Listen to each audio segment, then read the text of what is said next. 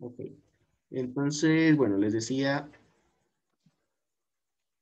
que, bueno, la idea del proyecto es trabajarlo en los mismos equipos que hemos venido, en los que hemos venido trabajando, pero si ustedes quieren, pues, modificarlos, pues no hay inconveniente. Lo único es que cumpla el requisito este, ¿sí? Que tenga máximo 4 integrantes. La idea, pues, es que no sean tampoco grupos tan extensos. Y bueno, entonces vamos a desarrollar una serie de actividades que consisten en la solución de un problema que vamos a describir más adelante y la forma de reportar ese trabajo va a ser a través de un informe en formato IEEE. Nosotros ya habíamos hecho un ejercicio con un informe en formato IEEE, entonces la idea sería eh, continuar con esa dinámica aquí en este trabajo. ¿Listo? De todas maneras, aquí aparecen como el conjunto de instrucciones, los requerimientos mínimos de ese trabajo, que son el abstract o el resumen, que es pues básicamente un párrafo corto, entre 50 y 100 palabras, escrito en inglés, que me resumen justamente el trabajo. Entonces aquí la idea es decir, bueno, el trabajo es esto, se hizo esto y se obtuvo esto. ¿Sí? Entonces es algo muy concreto, algo muy conciso. Y bueno, la idea aquí es pues fortalecer por un lado esa competencia de escritura y por otro lado mezclar un poquito también ya el tema del segundo idioma. Y después del abstract o del resumen, entonces iría la introducción.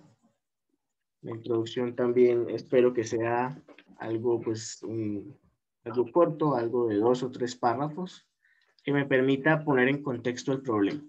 Sí, entonces aquí podemos hablar como tal del problema, describirlo, pronto mencionar un poco de los métodos numéricos y las ecuaciones diferenciales, pero también algo que sea pues relativamente corto, algo de no más de 2 o 3 párrafos para que no nos extendamos mucho en esta parte. ¿Listo?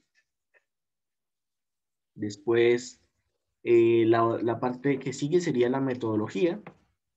En esta metodología, ahí ya vamos a plantear el problema. Entonces, ustedes van a darse cuenta que para plantear el problema vamos a tener que definir o escribir una ecuación diferencial. Y de esa ecuación diferencial, de acuerdo a los métodos que hemos visto, pues vamos a tener que pasar también a un sistema de ecuaciones diferenciales. ¿Sí? Entonces, pasamos de la ecuación diferencial a un sistema de ecuaciones diferenciales de primer orden. Todo eso sería el planteamiento del problema, iría aquí en la parte de metodología y aquí pues entonces sería una descripción breve de los métodos que vamos a utilizar. Más adelante les comento cuáles son los métodos que vamos a utilizar para resolver ese problema. Y bueno, finalmente todos los pasos que ustedes hicieron para implementar y para resolver el inconveniente, sí, el problema como tal de, del, del trabajo. Luego tendríamos una sección de resultados, que aquí es donde ustedes reportan justamente eso, los datos que obtienen como resultado. No van a poner el código porque la idea no es que el resultado sea un código, sino el código es una herramienta intermedia, entonces la idea no es poner el código aquí, ni siquiera en el informe. Si quieren adjuntarlo, lo pueden adjuntar como un archivo aparte o como un anexo, pero no dentro del informe. Y mucho menos en la parte de resultados. Entonces aquí bueno, vamos a tener que obtener algunos datos, vamos a tener que hacer algunas gráficas. ¿Sí? Algo, pues no va a ser tampoco nada del otro mundo, es algo muy sencillo, pero entonces esa documentación, esa información es la que iría aquí en los resultados y por supuesto una discusión con respecto a, bueno, qué significan esos resultados y de pronto alguna comparación entre ellos. Y finalmente, conclusiones, pero conclusiones de su trabajo, no conclusiones de esas que se inventan y que solamente dicen obviedades como esto, por ejemplo, que el ejecuta es un mejor método que Euler, eso ya lo hemos visto, eso ya lo sabemos, no es necesario repetirlo aquí dentro de las conclusiones, sino aquí estas conclusiones deben ir acorde a lo que ustedes hicieron. Entonces, cosas que ustedes se hayan dado cuenta, no importa que les parezcan sencillas, entonces algo muy puntual, como que, no sé, en el momento de implementar tuvieron algún inconveniente para entender este método de ejecuta, porque no sé qué. Eso sí ya viene siendo una conclusión de parte de ustedes, porque es extraída de la experiencia de su trabajo. ¿Listo? Y bueno, entonces esas serían las secciones básicas, pero si ustedes consideran pertinente poner cualquier otra cosa dentro del informe, entonces lo pueden hacer, siempre y cuando se mantengan dentro del formato IEEE. ¿Listo? Entonces, todo esto con respecto a las características del informe, que sería el que entregamos como primer resultado de ese trabajo. ¿Listo? ¿Hay alguna pregunta con respecto al informe?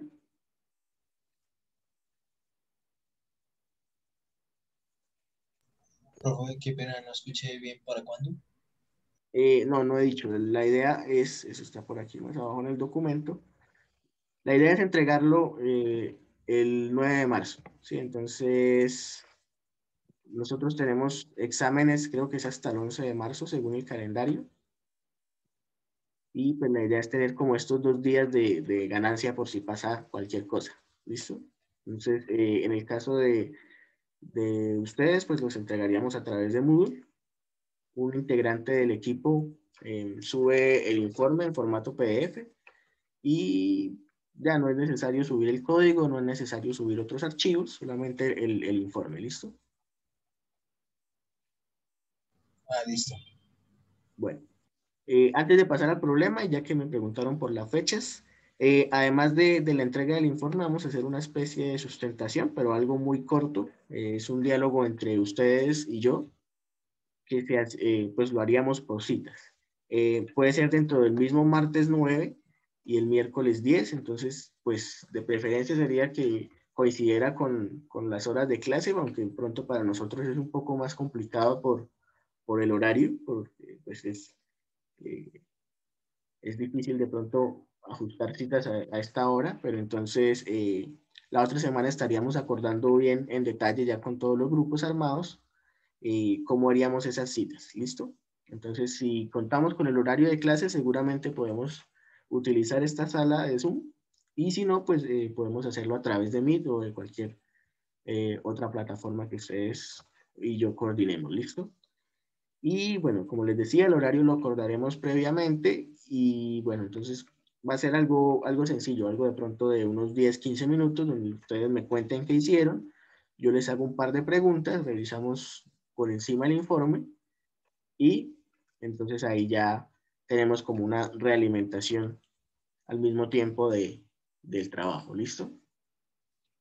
Para la evaluación de este trabajo, entonces el informe tiene un peso del 50%, la sustentación tiene el peso de 30% y bueno, que la solución esté correcta, que esté bien, entonces va a valer un 20% de ese informe, bueno, de ese proyecto.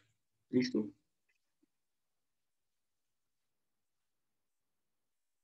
Vamos claros hasta ahí. Sí, profe, entendido. Sí, Listo. señor. Bien, entonces ahora sí pasemos al problema como tal, que está aquí en la sección 2. Entonces, el problema que tenemos acá es algo pues bastante cercano a nuestra realidad. Un circuito eléctrico en serie, RLC, y tenemos los elementos RC y L, que están todos en serie, conectados también con una fuente de tensión. Esta fuente de tensión es una fuente sinusoidal, entonces esperaríamos que la corriente también tenga un resultado sinusoidal con el tiempo. ¿Listo?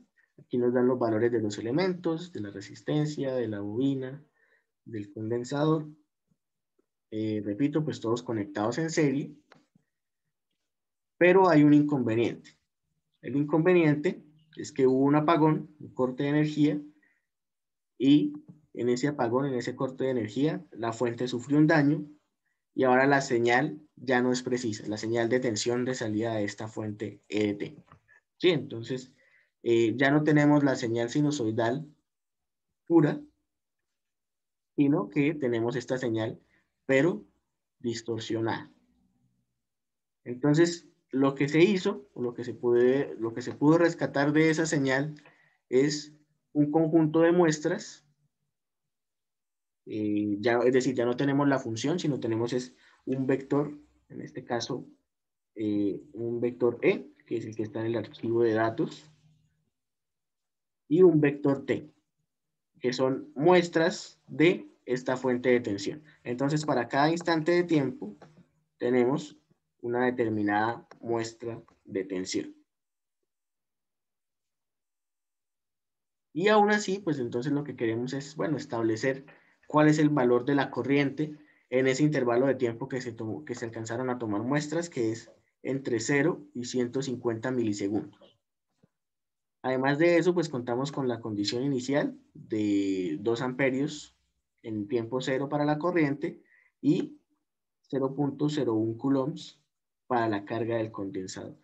Aquí se me pasó a notar algo importante y es que vamos a utilizar seguramente esta relación. Entonces, la corriente, ya que tenemos aquí esta condición inicial de la carga, es igual a el flujo de carga, ¿sí? El flujo de carga es la derivada de la carga en el condensador con respecto al tiempo.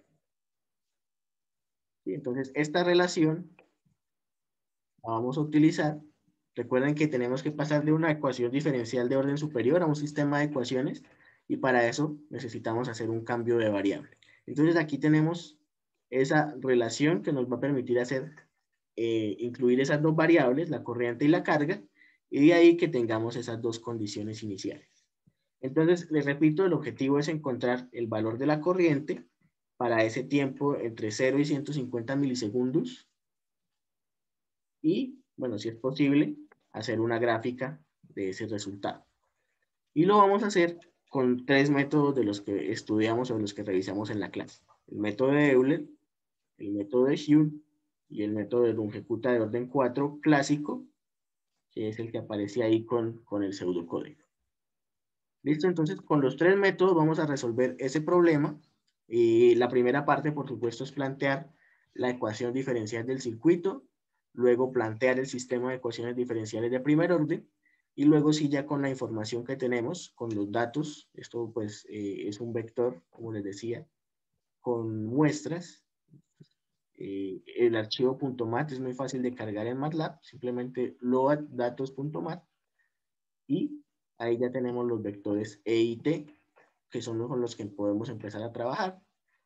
Y bueno, entonces ahí ya con estos vectores y con el problema planteado, podemos utilizar todos los valores que tenemos acá. La condición inicial, los valores de los elementos, y empezar a aplicar de forma iterativa los 3 métodos para encontrar pues 3 soluciones. ¿Listo? ¿Hay alguna pregunta?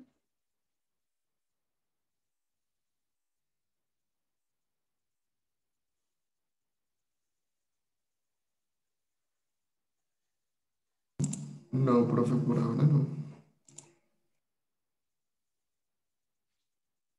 Ok, listo. Entonces, bueno, yo creo que ya con esa explicación es suficiente. Voy a detener la